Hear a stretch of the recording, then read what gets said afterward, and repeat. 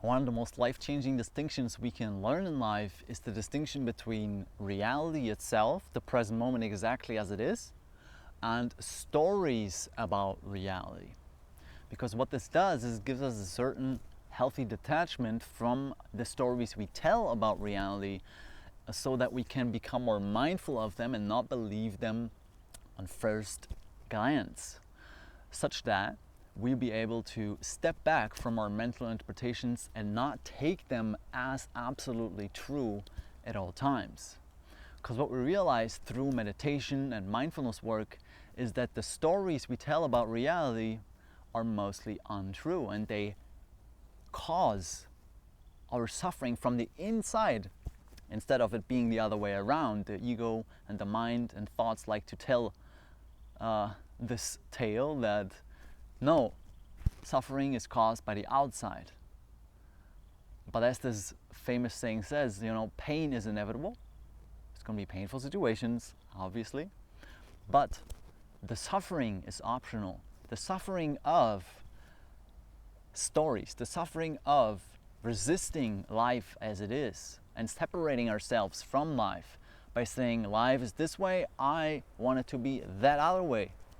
So we separate ourselves from the present moment, we resist it by believing untrue thoughts.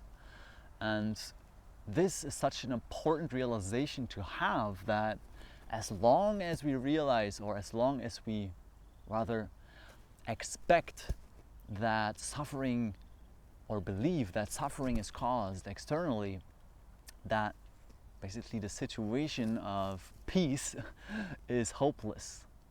And we are basically suffering in a miracle paradise that is life.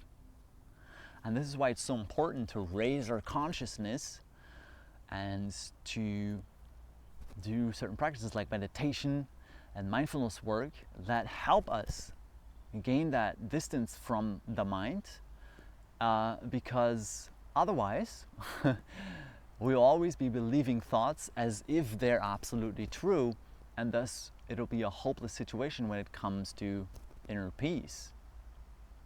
See, we have so many stories. The stories of I should be thinner, they shouldn't be saying that, X, Y, and Z. It goes on forever. We all have them.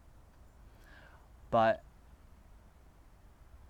at a certain point, we realize that, wait a minute, this has never worked. It's never worked trying to fight the outside.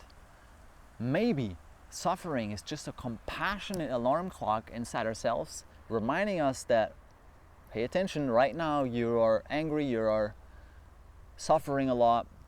Perhaps you are believing an untrue thought. And then we question ourselves and introspect and rest as the silence and the witness that we truly are behind all thoughts, and realize, okay, I get it. No, the story is not true, because it's not what is the case in this present moment, and I'm adding that onto life.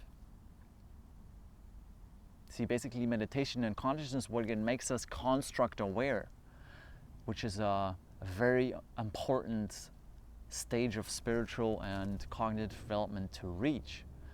Because, I get triggered plenty of times in life. I'm not perfect at this, but over the years of this work, what has been one of the most amazing transformations is that so many situations that used to annoy me, I'm now able to flow with them and to align with them instead of resisting them so much.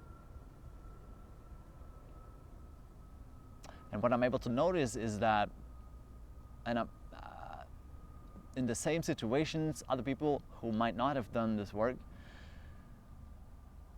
I can see them believing the thoughts and the stories, and this gives rise to lots of compassion within my heart, because it's like, yeah, life happens as it does, but we can be so much more peaceful by realizing that the peace that we seek is the peace that we are right now. If we just learn to not believe every thought that arises, if we learn to inquire and question our thoughts, are they really true? Are they reflecting a present moment as it is? And if not, let's learn to drop the stories that we tell about reality.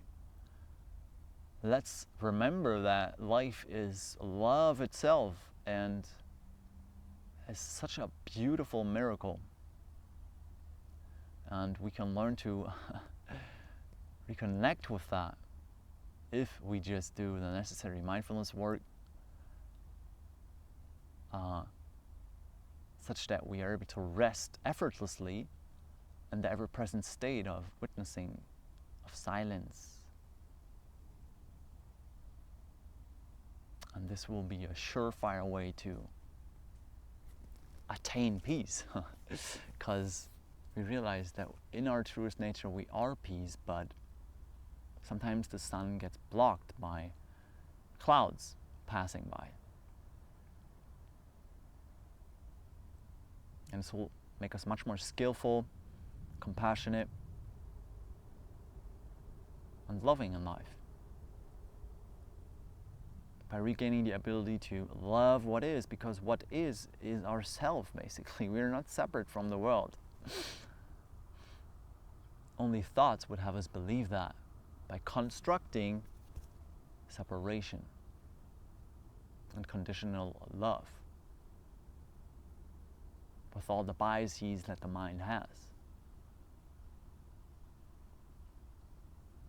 But as in the Buddhist tradition, there's the spiritual symbol of the lotus flower. And the lotus flower is wonderful because it's so beautiful, and it exists in muddy environments. It loves the mud. And the muddy environment is a metaphor for all the stuff that happens in life that we don't like, that is dark and difficult. But when we learn to be more like a lotus flower and to accept whatever muddy situations come along, and to love and accept life exactly as it is, then peace is right here, beneath all the thoughts that say life should be other than what it is.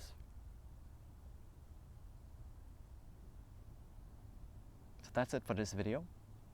Thank you so much for watching, and I'll see you soon with more.